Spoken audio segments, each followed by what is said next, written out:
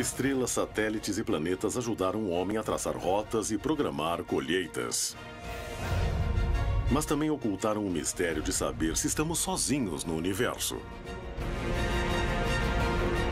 Movidos por essa pergunta, todos os dias milhares de recursos são empregados para a investigação espacial.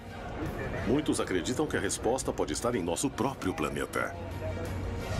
Os campos de plantações podem ser a chave para compreender o que se esconde por trás das histórias de OVNIs. Nas idílicas paisagens rurais, estranhas aparições interrompem a paz dos moradores, causando assombro entre a comunidade científica e os investigadores do fenômeno OVNI.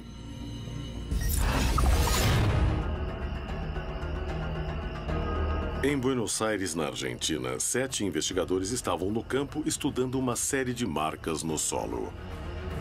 Quando o lugar foi invadido por objetos luminosos que pareciam interagir com eles.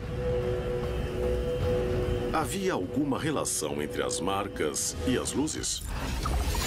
Em Serra da Beleza, no Rio de Janeiro, Brasil, 2 homens viajam em direção a um estranho fenômeno. O que esse objeto fazia no meio do campo? Na região de Tlapanaloya, no México, surgiram 3 formas estranhas e complexas no solo.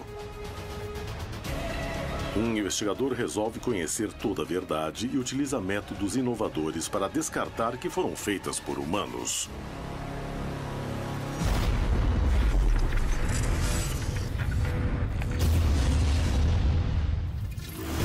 Contato extraterrestre. Hoje apresentamos OVNIs e sinais.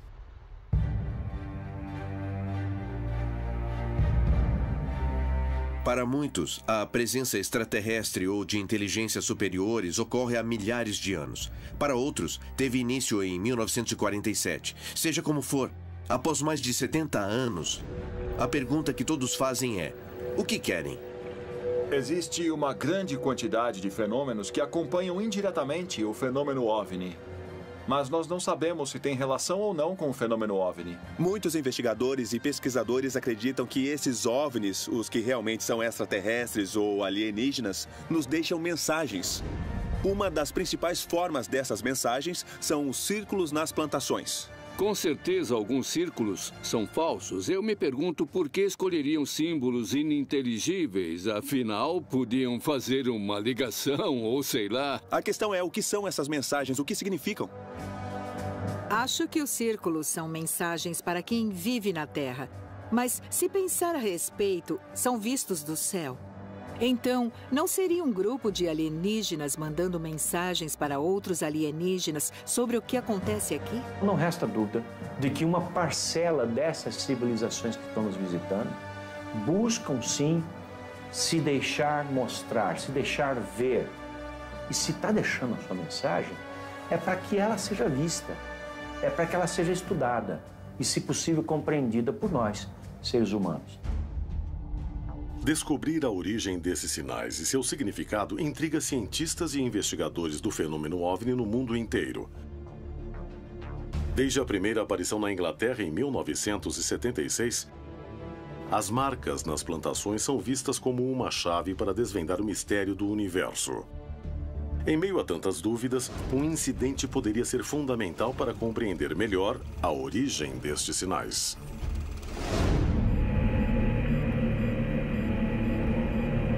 No dia 4 de março de 1986, 7 investigadores foram para a província de Buenos Aires, na Argentina, para estudar de perto uma série de fenômenos OVNI. A noite de vigília acabou sendo muito diferente do que tinham planejado. Em 4 de março de 86, foi mais um de tantos dias que íamos investigar no campo para ver alguma coisa. Mas foi um dia que ficou marcado para nós. Até hoje me lembro que foi o caso que mais me marcou e que me lembro como um encontro mais próximo entre o OVNI e o investigador. Luiz Burgo era um membro da FAO, um grupo de investigação do fenômeno OVNI que estudava uma série de relatos de luzes e marcas no solo. Seus mais de 15 anos de formação não o tinham preparado para imaginar o que ele e o restante do grupo estavam prestes a testemunhar.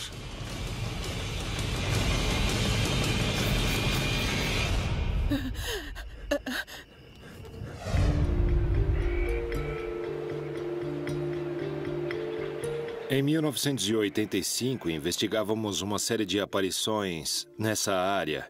E geralmente fazíamos as vigílias de OVNIs, os trabalhos noturnos de investigação de campo, na região do balneário de Atalaia. O pessoal de lá via luzes e começamos a investigar as plantações de Atalaia.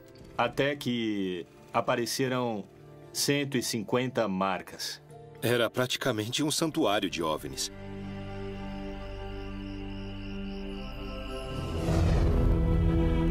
O grupo se reuniu no local combinado, no começo da estrada que chegava à plantação, onde haviam encontrado marcas no solo, cuja origem buscavam determinar. Nos reunimos, como sempre fazíamos, quando íamos até Atalaia para ver alguma coisa. Todos afirmavam ver OVNIs em Atalaia naquela época. Claro que isso também era sustentado pela imprensa. Era só abrir o jornal ou ver os noticiários na televisão e todos falavam do caso Atalaia. Então, nós éramos os únicos que ainda não tínhamos visto alguma coisa. O caminho era longo e os carros avançavam com dificuldade. Mas eles não desistiram. Estavam decididos a ver algo, mesmo que isso os lançasse na experiência mais angustiante de suas vidas.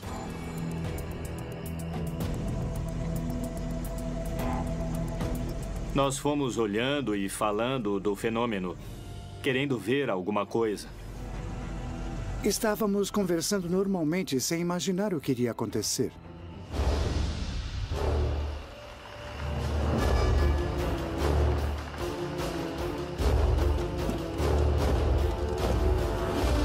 Chegamos tarde, eram umas 5 para as 9 da noite ou 10 para as 9. A porteira da plantação onde queriam entrar para ver as marcas estava fechada. Mas em vez de encarar como um mau agouro e voltar, decidiram ficar na entrada e fazer uma vigília. Conhecíamos muito bem aquele local como a palma da nossa mão. Tínhamos passado meses por lá e sabíamos como era para ver tudo muito bem. O grupo se distraiu observando as marcas do lugar. Mas já havia sinais claros de que alguma coisa ia acontecer.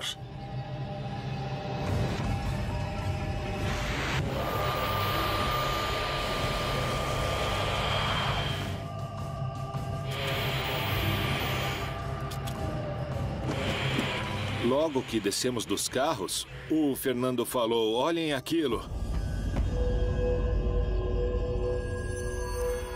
Eu olhei no horizonte e vi duas luzes. Nos viramos e lá estavam os dois objetos não identificados, praticamente em cima do vilarejo. Foi incrível. Uma coisa estranha. Não tinham forma, eram duas luzes, bem grandes, talvez um pouco menor do que uma estrela brilhante. E eles ficavam mudando de cor. As cores eram vermelho, verde e amarelo que mudavam. E o mais estranho foi que vinham do rio. E quando falamos para todos olharem, na mesma hora eles ficaram parados. Daí começaram a se movimentar juntos e girar entre si. Ficavam se cruzando. Às vezes parecia que era uma só, porque ficavam uma atrás da outra, como se brincassem.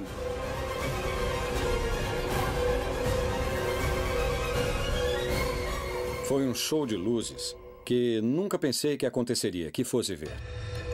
Eu queria que chegassem perto, porque eu não estava com medo. Então teve uma hora que eu falei para mim mesmo: nunca pensei que ia ver isso.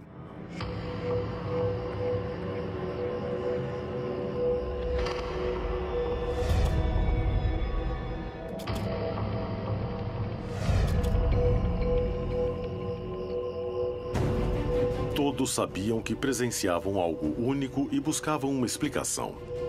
Mas rapidamente o clima de expectativa passou a ser de nervosismo quando uma das luzes começou a se aproximar perigosamente. E quando a luz começou a se aproximar, nunca vou esquecer disso, Luiz Burgos resolveu pegar uma lanterna. Começou a se aproximar da gente. E nós tínhamos uma lanterna, então cada um ia ligar a sua e ia sair correndo, porque a luz ia descer e nos matar. E aí falou: Espero que alguém fique para contar. Olha, se acontecer alguma coisa, é só ligar a lanterna, tá? Acho que isso assustou todos nós, porque ele supostamente era o mais preparado. A mudança de comportamento das luzes os aterrorizou. Um por um, perceberam que testemunhavam algo desconhecido. Poucos minutos depois, a luz retrocedeu e voltou à posição original. Eu tive a sensação de que quem estivesse dentro daqueles aparatos tinha nos detectado. Então, para mim, foi uma espécie de contato a nível visual. Nós os vimos e eles nos viram.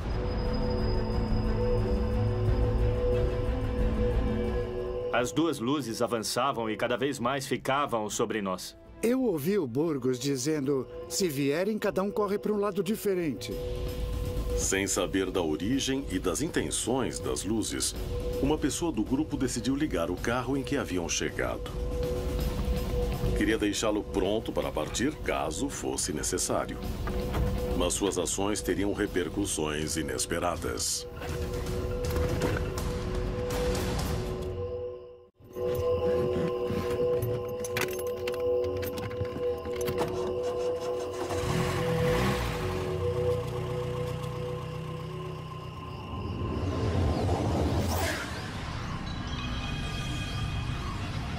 Vai logo, apaga o farol, Era apaga! como se os dois objetos quisessem nos assustar, nos fazer fugir dali. Como se tivessem a necessidade de descer naquele lugar onde havia as 150 marcas que tínhamos observado e estivéssemos atrapalhando, como se dissessem, pessoal, saiam daí porque temos que estacionar.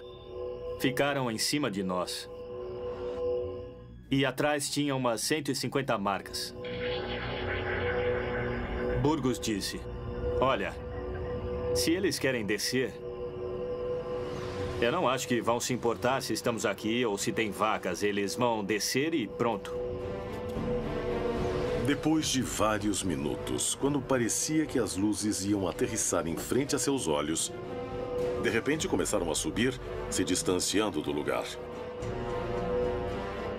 Alguns acharam que o pior já tinha passado, mas estavam apenas começando a vivenciar algo ainda mais misterioso. Eu continuei olhando as duas esferas menores. E aquelas duas esferas que estavam brincando começaram a subir e sumiram.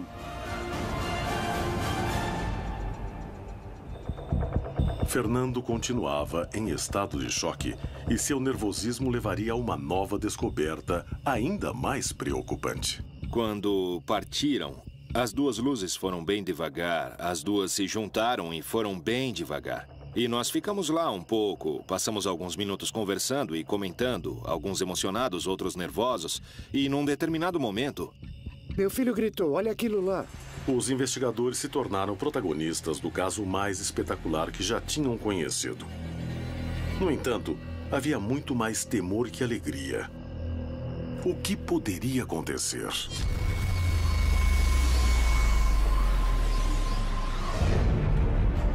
As histórias que envolvem supostos sinais se repetem por toda a região.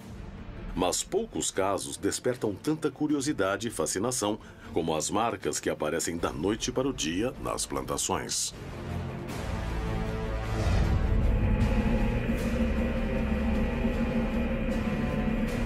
Há muitos anos, o mundo se pergunta qual a origem dos agrogramas. Os céticos garantem que são produzidos pelo homem. Mas quem acredita diz que são feitos por uma tecnologia que não pertence à humanidade. É hora de investigar qual é a verdade por trás desses sinais perturbadores. Na última década, esse tipo de marca tem aparecido em plantações da América Latina. Em Tlapanaloya, no estado do México, os agrogramas começaram a surgir em 2011. Estava no campo andando pela plantação e encontrei as figuras. Muito bem feitas. E não havia pegadas. Tinha aparecido um círculo na plantação de aveia. E daí eu pensei, quem é que veio até aqui para estragar a minha plantação? A aveia estava dobrada, mas não estava quebrada. Começamos a procurar, por curiosidade, se havia alguma pegada, algum rastro. Quem poderia ter feito aquilo? E por quê? Mas no final não encontramos nada. Johanan Dias e Carlos Clemente, dois jornalistas e investigadores do fenômeno OVNI, se reúnem para buscar uma explicação para as marcas nas plantações. Aqui no México, esse fenômeno começou a aparecer a partir de março de 2011. E no começo, estas formações eram simplesmente círculos. E logo chamou muito a atenção porque era um fenômeno apenas observado na Europa. E depois, em 23 de novembro de 2011, foi quando apareceu essa grande estrela que a gente está vendo, repetindo as mesmas características da anterior. A planta não estava morta. A planta estava dobrada, mas com vida. E continuava crescendo. Era como se a aveia fosse penteada e também entrelaçada. Um ano depois, surgiu então um grande círculo que era rodeado de 16 triângulos. E o pessoal começou a se acostumar com esse tipo de fenômeno. Um dos elementos que mais chama a atenção nesse tipo de marcas é que as testemunhas dizem que aparecem de um dia para o outro, em absoluto silêncio. E que nas noites anteriores, muitos veem luzes estranhas na região dos agrogramas.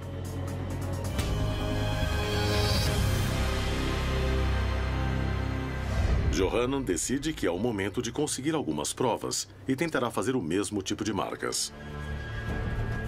Para isso, vai a uma plantação de aveia perto da cidade do México, onde 2 investigadores deverão produzir as marcas em apenas uma noite.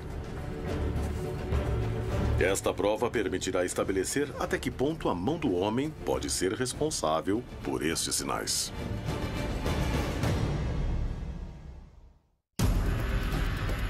Na Argentina, um grupo de especialistas foi investigar um local com uma grande quantidade de marcas no solo quando foram cercados por luzes estranhas. Em Tlapanaloya, no México, o jornalista Johanan Dias tentará recriar um agrograma para comparar com outros que aparecem na região. Ele conseguirá encontrar a verdade? Em Serra da Beleza, no Brasil, um homem viajava sozinho por uma estrada quando se deparou com um objeto que mudou sua vida para sempre.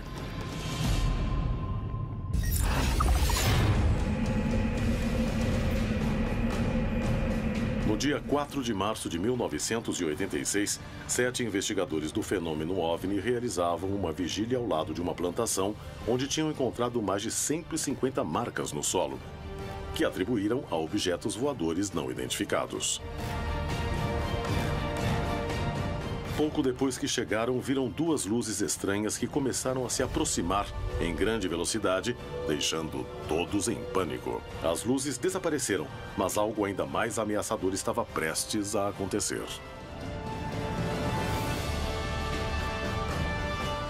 E apareceu uma luz forte. Ela era 10 vezes maior que as outras 2 luzes. Chamou muita atenção porque não subia nem descia, acendeu no mesmo lugar. Estava parada e acendeu uma luz, do tamanho de uma lua cheia.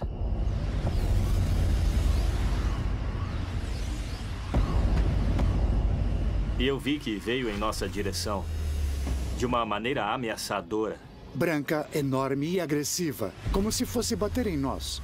E aí o Rodolfo, que era um dos membros do nosso grupo, falou para nos jogarmos no chão.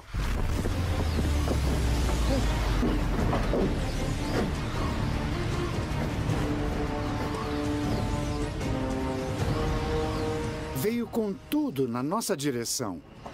Ia pegar todo mundo. Não tinha saída.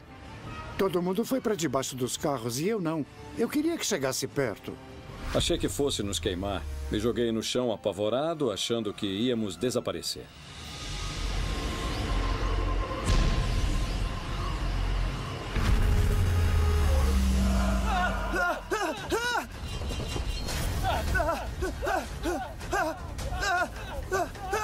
E aí uma pessoa do grupo começou a correr e entrou em um estado de pânico maior que dos outros. Quando alguém perde o controle, infelizmente, pensa no pior.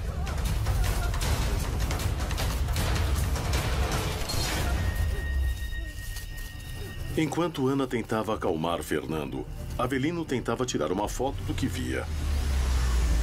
Era a foto mais difícil de sua vida. Foquei a câmera e quando ia apertar o botão, apagou. Eu ouvi Burgos falando, isso fez a luz apagar, e era verdade. Foram menos de 5 minutos. e o fenômeno chegou ao fim. A primeira coisa que Burgos falou foi: você perdeu a foto. E o que é que eu podia fazer? Não deu tempo. Não deu tempo. E apagou. Assim como apareceu, se apagou. Depois que a luz desapareceu, o grupo se reuniu novamente.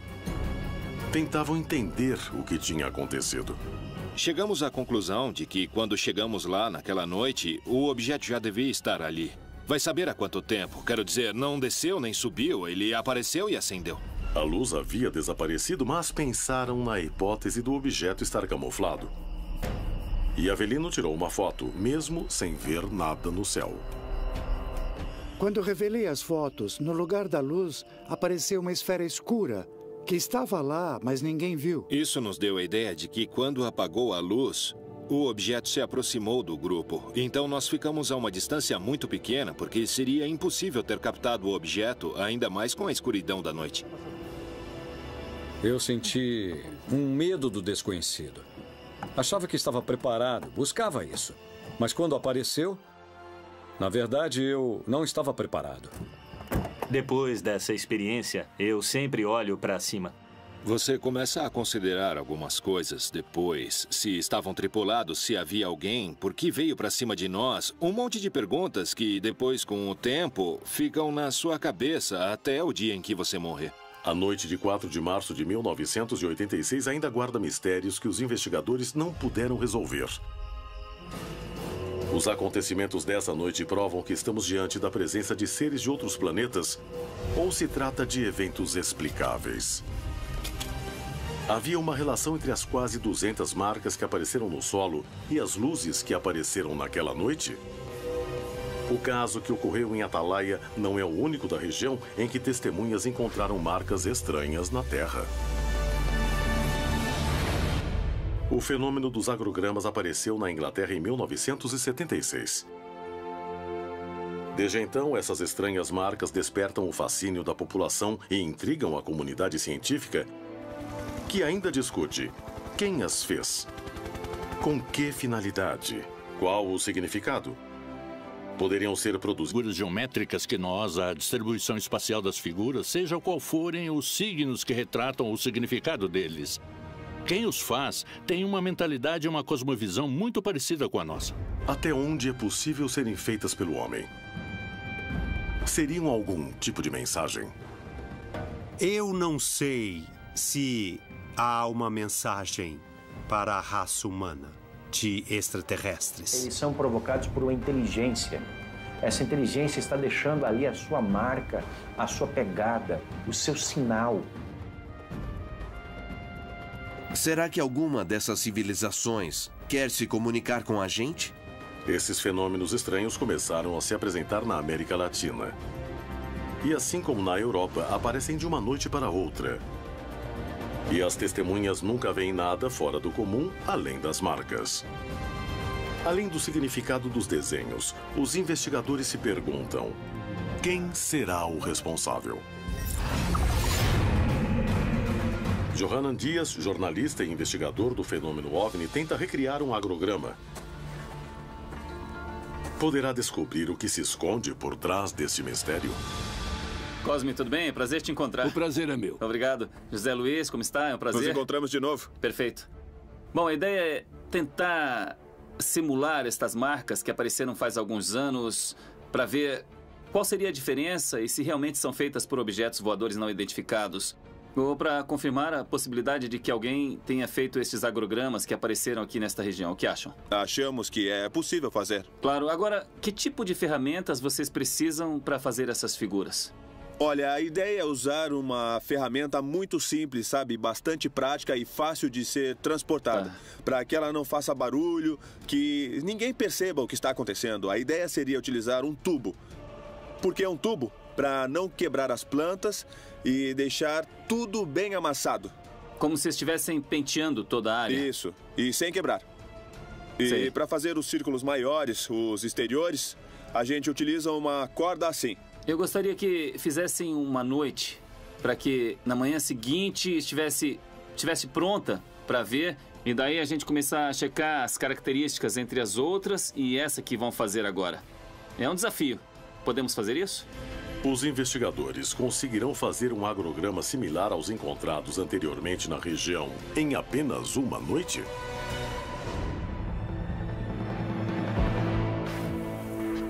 Os dois investigadores trabalham durante a noite. A regularidade do terreno semeado facilita um pouco a tarefa. No entanto, a falta de luz e ferramentas que fazem barulho são uma limitação que os prejudica.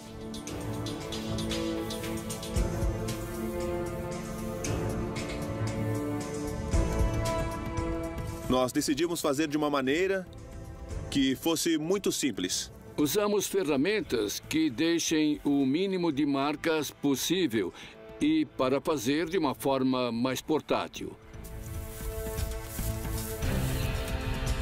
Eu acho que nós vamos ter êxito. E no final, as figuras que nós fizemos se assemelham muito com outras figuras. Após uma noite de trabalho, os especialistas deixaram as marcas prontas para analisá-las na manhã seguinte. Conseguiram descobrir o mistério por trás dos agrogramas? Será que existem mesmo sinais que confirmem que somos visitados por seres de outros mundos? No Brasil, na Serra da Beleza, um homem dirigia sozinho em uma estrada à noite. Uma luz potente foi uma das maiores surpresas de sua vida. Há alguns anos, começaram a aparecer agrogramas na América Latina. E o México é um dos países onde mais foram encontrados. Enquanto os céticos garantem que não passam de marcas feitas pelo homem, outros sustentam que são o trabalho de uma tecnologia que não pertence à humanidade. Johanan Dias, jornalista e investigador do fenômeno OVNI, se dispôs a resolver essa dúvida, ao tentar fabricar marcas similares em tempo recorde. Na manhã seguinte, após terminar os trabalhos na plantação de aveia, uma equipe sobrevoa o local para registrar o resultado. Johanan chega ao lugar acompanhado das testemunhas que viram as marcas originais. Eles serão a chave para estabelecer se o agrograma que acabou de ser feito se assemelha aos que foram achados na região em 3 ocasiões. O formato das que vimos e as de hoje são uns 90% diferentes, facilmente, uns 90%. Não era bem assim. Não, antes não. Não é igual, parecido, mas não é igual. Não parece com o jeito que estava quando encontramos, sem deixar marcas. E aqui tem marcas e também estão quebradas. Não sabemos quem fez, por que fez e continuamos na mesma. As testemunhas acreditam que as marcas não se parecem. As plantas não estão dobradas, mas sim quebradas. Essa opinião é muito valiosa para a investigação de Dias. Johanan Dias encontra o jornalista e investigador Carlos Clemente para analisar as imagens aéreas do agrograma. E chegam a conclusões reveladoras. Parece perfeito. Quer dizer, não tem nenhuma... não tem nenhuma diferença com os que apareceram antes na região. Na verdade, não há nenhuma diferença, porque de cima parecem praticamente iguais, né? Iguais, sim. Inclusive com muita simetria, não estão mal feitos. Isso vendo de cima. Mas quando eu fui ver de perto, não tem nada a ver. Tudo que foi amassado quebrou? Sim. Tudo? Tudo. Então a gente viu que as plantas quebraram. Também vimos marcas no terreno. E são figuras muito simples. É um círculo, ou seja, tem um centro e o círculo sai do centro, nada mais que isso. E outra coisa que as testemunhas disseram foi que em algumas das fotografias que fizeram, apareceram algumas esferas. E isso chamou muita atenção, porque a gente tinha as figuras, mas como fazer as esferas? O outro foi mais elaborado, não acha? Ele foi feito com as plantas entrelaçadas. Como fazer as plantas ficarem algumas para a esquerda e outras para a direita, mas sem se entrelaçarem. Isso não é uma coisa possível. Mas eu acho que este desafio funcionou muito porque a gente conheceu mais sobre os agrogramas que realmente apareceram e os agrogramas que não tem nada a ver com esses objetos voadores. Agora tem um parâmetro para saber quando é feito por pessoas e quando não tem uma explicação, não acha? Exatamente. Eu acho que deu muito certo e isso vai ajudar bastante. Johanan Dias conseguiu provar que a mão do homem é capaz de fazer este tipo de agrograma em pouco tempo e sem chamar muita atenção dos vizinhos. No entanto, a vegetação não ficou igual à dos outros encontrados na região. e não puderam evitar as marcas. Além disso, muitos agrogramas originais retratavam formas mais complexas. Eram maiores e vinham acompanhados pela presença de OVNIs nas noites prévias e de luzes raras dentro das marcas. Estamos diante da presença de verdadeiros sinais deixados por seres de outros planetas? Ou se tratam de desenhos produzidos pelo homem?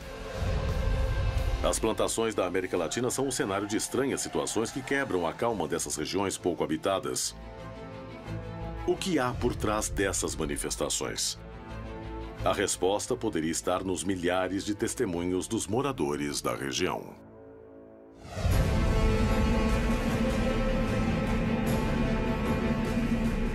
Em uma noite fria de 1988, na Serra da Beleza, no Rio de Janeiro, Brasil, Alexandre dirigia totalmente sozinho por uma estrada quando teve uma experiência que o marcaria para sempre. Alexandre trabalhava em Santa Isabel e todos os dias voltava para a cidade vizinha de Conservatória, onde vivia. No entanto, ele não sabia que essa viagem estava prestes a se tornar algo que fugia totalmente de sua rotina. Eu era bancário na época. Numa sexta-feira eu fiquei até mais tarde no banco e vim embora nessa sexta-feira por volta de 10h30 da noite, 10h30 da noite. Alexandre seguia sozinho pela aparente tranquilidade da noite. Vinha escutando música no carro normal, o rádio ligado.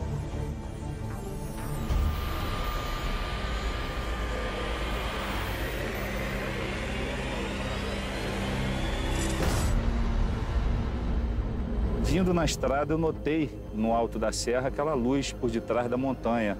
É a Serra do Cavalo Russo, uma montanha de pedra e que essa montanha parecia ser a lua por detrás da montanha. A lua surgindo, né? Em vez de parar o carro, Alexandre abandonou o bom senso e começou a avançar até ficar frente a frente com a luz estranha. Quando eu cheguei na curva, notei que a lua não surgia por detrás da montanha. Então, fiquei olhando aquilo e parei o jipe. Era só como se fosse uma luz fluorescente, em cima da montanha. Até então, eu não tinha certeza do que era.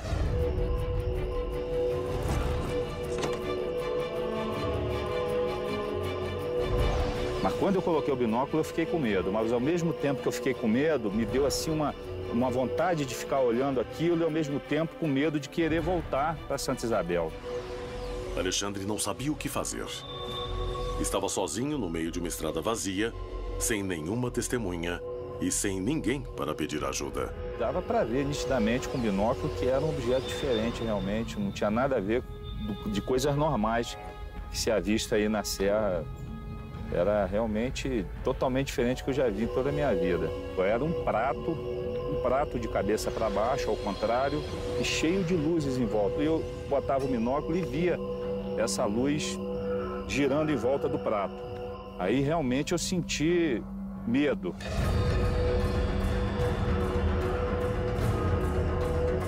Fiquei observando o prato por volta de uns 15 minutos. Aí que me deu a vontade de realmente chamar outra pessoa para poder ver junto comigo o objeto. Alexandre conseguiu sair do estado de comoção em que se encontrava e tomou uma decisão. Resolveu voltar para Santa Isabel e procurar alguém que pudesse comprovar que o que estava vendo era diferente de tudo que conhecia. Rodei a cidade de carro, fui para lá, fui para cá e quase que eu não encontro ninguém, porque a cidade interior, depois de 10 horas da noite, não fica viva alma na rua. Quando eu já estava realmente quase desistindo, que eu fiz o retorno na rodoviária e comecei a subir para voltar para cá, aí que eu vi a igrejinha aberta assim, vi que tinha um velório lá e tal, desci do carro, fui lá dentro para ver se eu encontrava alguém conhecido.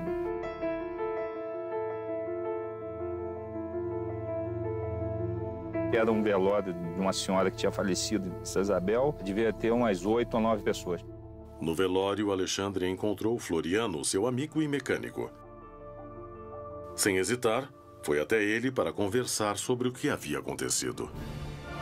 Ninguém percebeu como eu falei com o Floriano. Eu não cheguei gritando dentro do velório, não cheguei gesticulando, falando, eu vi a luz, para não assustar as outras pessoas, né? Porque ninguém falou, vamos lá ver o disco voador. Finalmente, Alexandre tinha encontrado alguém conhecido, mas não sabia se Floriano ia querer acompanhá-lo. Eu disse, Floriano, por favor, vamos, o senhor quer ver a luz que aparece lá na serra? Eu falei, poxa, eu moro aqui há 50 anos, nunca vi. Poxa, vamos lá agora, Alexandre. O seu Floriano ficou impressionado e ansioso também para poder avistar o objeto. E fomos conversando. E ele foi, será que é verdade mesmo? Eu falei, vamos lá para o senhor ver. Se estiver lá, o senhor vai ver o que eu estou vendo. Alexandre queria muito que a luz estivesse lá. Estava preocupado que seu amigo duvidasse dele. Voltei correndo também para ganhar tempo de encontrar o objeto na posição que estava, né? Que eu deixei lá. Andei uns 10, 15 minutos, comecei a avistar de novo a luz no mesmo local. Os dois se aproximavam de um perigo que não parecia deste mundo. A luz estranha continuava no lugar e eles não mediram consequências para investigar o que estava acontecendo.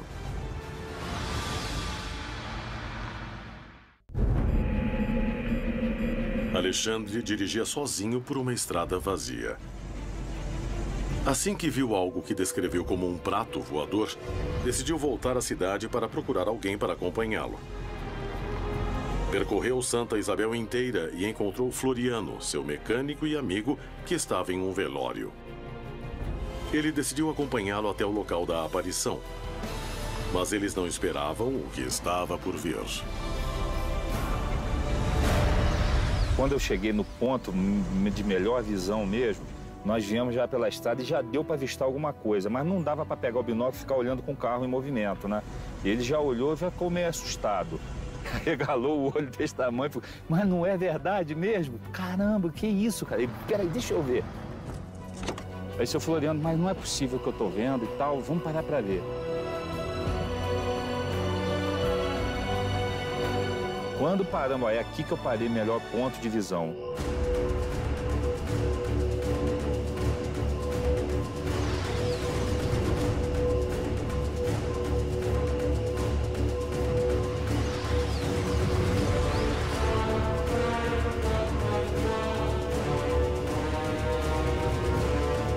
Ele olhou, botou o binóculo, ficou impressionado. Ficamos uns 15 a 20 minutos vendo essa luz lá. Nós notamos que o objeto não modificava mesmo, ele ficou parado, estático, e aquelas luzes girando. Nós ficamos nisso daí uns 20 a 30 minutos, meia hora, mais ou menos. Aí eu falei, sabe da coisa, vamos embora, vamos deixar isso pra lá. O que adianta? O que nós vamos fazer? Nós vamos chegar próximo demais, não vai levar a nada também. Não tem como documentar isso. O tempo passava, o objeto continuava lá. E Alexandre tomou uma decisão baseado no que sentia. Daqui pra frente eu não vou mais, Floriano, porque eu já tô com medo, não tô me sentindo bem, sei lá, me assustou. Aí o Floriano, faz o seguinte, então, vamos embora pra Santa Isabel e lá você não vai voltar mais hoje pra conservatória, porque é perigoso, sim, a gente não sabe o que isso pode fazer. O temor que Alexandre sentiu foi tão grande que ele seguiu o conselho do amigo e resolveu não voltar para casa naquela noite. A experiência foi tão forte que não apenas decidiu não voltar sozinho, mas também mudou sua vida para sempre. Sim, privilegiados realmente de ter visto isso. Hoje em dia eu tenho uma outra concepção mesmo de disco voador, o que é realmente o disco voador, né? O OVNI. E se você observar, você vai ver sim alguma coisa diferente, se as pessoas passarem a observar melhor, né? Ao redor. As vastas terras pouco povoadas do território latino-americano guardam milhares de experiências como a de Alexandre e Floriano. Testemunhas privilegiadas e casuais de eventos que a ciência não consegue explicar. Quantos eventos ainda mais estranhos podem estar ocorrendo no continente, diante da solidão da noite? Plantações marcadas da noite para o dia. Figuras complexas. Dúvidas na comunidade científica, testemunhos que narram a presença de luzes. Mas qual é seu significado? Qual sua importância? E, acima de tudo, qual é sua origem? Os agrogramas são figuras misteriosas que costumam aparecer nas plantações. Eu não me atreveria a afirmar como são feitos e nem posso afirmar que são obras de seres de outros mundos. Para mim, são simplesmente um enigma. Não se tem ainda absoluta certeza de que esses crop circles têm uma associação direta com UFOs. Muito embora, no aparecimento destes círculos, se tem relato de que pessoas têm observado UFOs no céu. Todas as culturas do mundo, em diferentes etapas, quiseram se comunicar com os deuses. Agora, com as evidências encontradas em plantações, pode parecer que são os deuses que querem se comunicar conosco. Digo isso no sentido metafórico. Acredito que este é o problema da busca incessante de saber quem somos e o que queremos. Na minha visão, se existe comunicação entre duas civilizações, a primeira coisa que precisa ser feita é ensinar um alfabeto. E talvez, quem sabe, se houver uma mensagem, em primeiro lugar, é tentar nos ensinar um alfabeto alienígena para que no futuro nós possamos nos comunicar. Decifrá-los, tentar entender o que eles significam, talvez seja tentar decifrar a mensagem de um grupo de civilizações que há muito tempo nos observa. Os agrogramas são um dos maiores enigmas que cercam o fenômeno OVNI. Estabelecer sua origem e significado desafia a comunidade científica. Estamos diante de marcas feitas por seres de outro planeta? Descobrir a verdade por trás das histórias de OVNIs pode ser a prova que nos permite estabelecer se estamos sozinhos ou não no universo. Algum dia o homem poderá dar uma resposta a esse mistério? Quantos eventos ainda mais estranhos podem estar ocorrendo no continente diante da solidão da noite?